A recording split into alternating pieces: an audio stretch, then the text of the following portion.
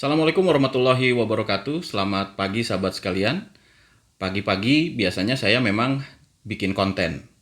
Karena idenya masih banyak, sayanya juga masih fresh, masih segar, dan belum terlalu banyak diganggu oleh aktivitas yang kalau makin siang itu biasanya makin tambah banyak atau makin sibuk gitu. Nah, pagi hari ini saya ingin berbagi sesuatu pada sahabat semua.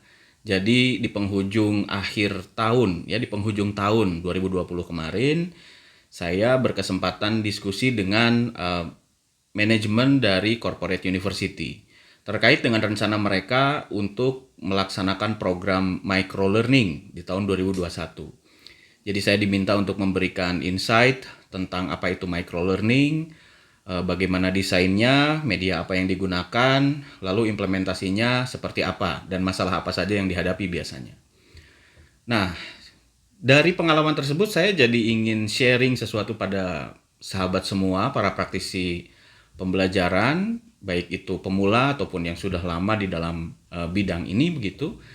Dan kita langsung simak saja pembahasan mengenai micro learning bersama saya, Muhammad Isman.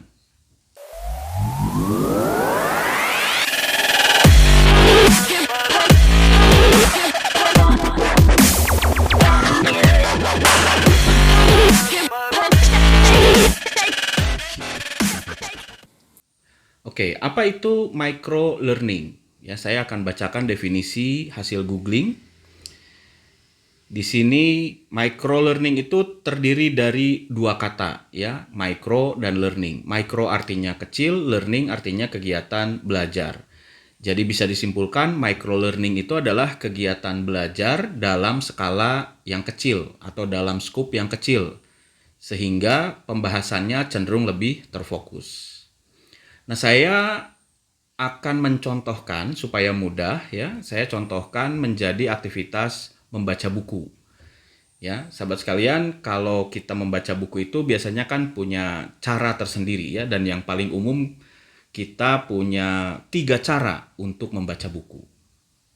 Cara yang pertama adalah kita menetapkan waktu khusus untuk membaca buku tersebut sampai tamat.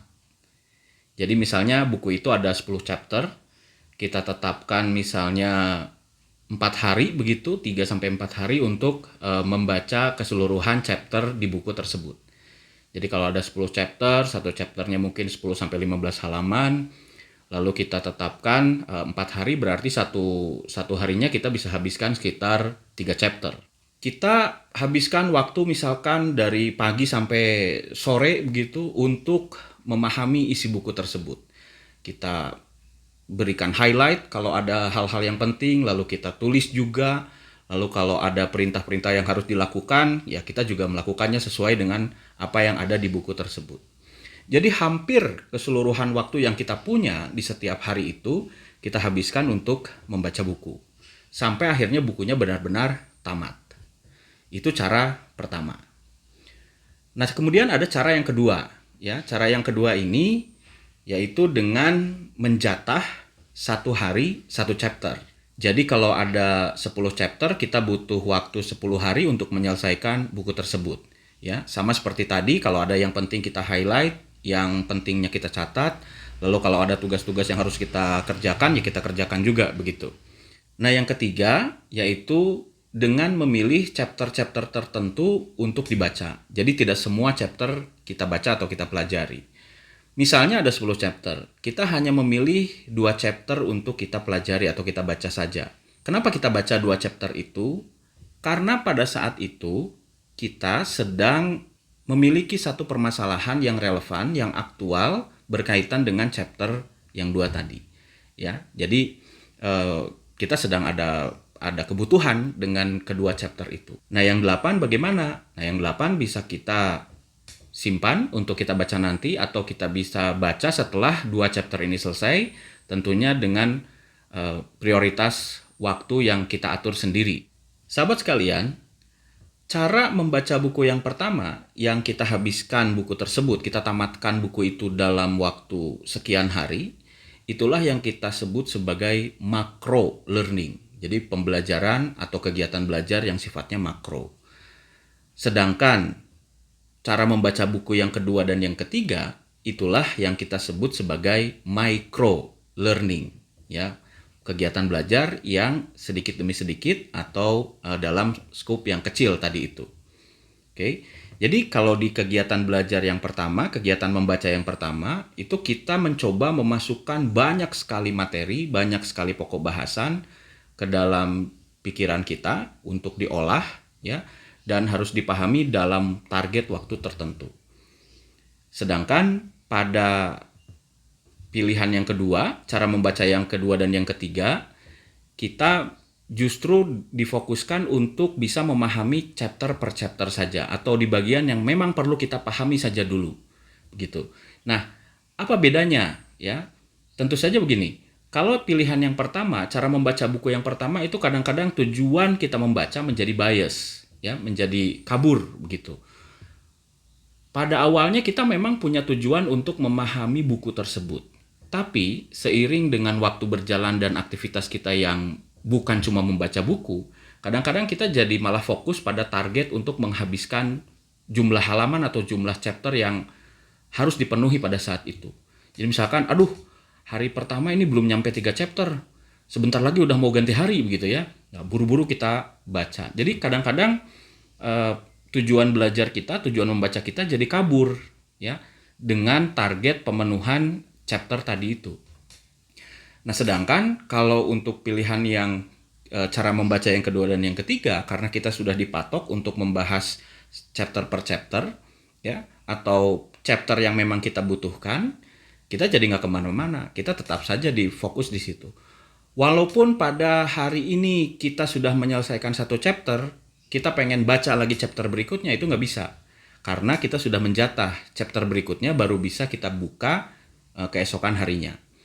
Paling yang bisa kita lakukan, nah ini menariknya nih yang pilihan kedua ini. Yang bisa kita lakukan adalah memperdalam pemahaman terhadap chapter itu. Ya, jadi misalkan chapter kedua gitu, chapter kedua tentang komunikasi. Kita sudah selesai nih baca bab itu, baca chapter itu. Lalu alih-alih daripada kita membaca chapter berikutnya, kita malah bisa belajar aplikasinya sehari-hari dari lingkungan sekitar kita. Lalu kita juga bisa merefleksikan apa yang sudah kita baca dan pelajari itu pada waktu tertentu, misalkan menjelang tidur, ya, kita sempat merenungkan dulu apa yang tadi sudah kita baca, sudah kita pelajari dari chapter tersebut. Itu pilihan yang kedua, ya. Nah, pilihan yang ketiga juga sama seperti itu. Apa nih yang sudah kita pelajari, apa yang sudah kita baca pada hari ini, begitu. Relevan nggak dengan masalah yang sedang dihadapi? Apa kesimpulannya? Kita bisa merenungkan, bisa merefleksikan pelajaran yang kita dapat dari chapter-chapter yang kita baca tersebut di hari itu. Ini perbedaan mendasar antara pilihan 1, ya, micro learning, dengan pilihan 2 dan 3, micro learning. Nah, tentu saja selain dari aspek tujuan, yang menjadi berbeda juga adalah durasi. Kalau bicara soal durasi, tentu saja yang pertama itu jauh lebih singkat. Ya, yang macro learning itu durasi jadi lebih pendek karena kita fokus untuk menghabiskan, ya, jadi fokusnya menghabiskan bacaan. Tapi yang kedua dan yang ketiga, micro learning, itu durasinya jadi jauh lebih panjang. Cuma kelebihannya fokusnya bukan pada menghabiskan bacaan tapi terhadap pembentukan pemahaman. Ya, ini yang micro learning, kekuatannya atau kelebihannya terletak di situ ketimbang daripada durasinya. Lalu pertanyaan berikutnya, desainnya bagaimana micro learning itu? Nah, sahabat sekalian, kalau bicara soal desain, kita tentu saja harus bicara juga soal sasaran pembelajarannya. Yang mana sasaran pembelajaran ini adalah turunan dari analisa kebutuhan pembelajaran itu sendiri.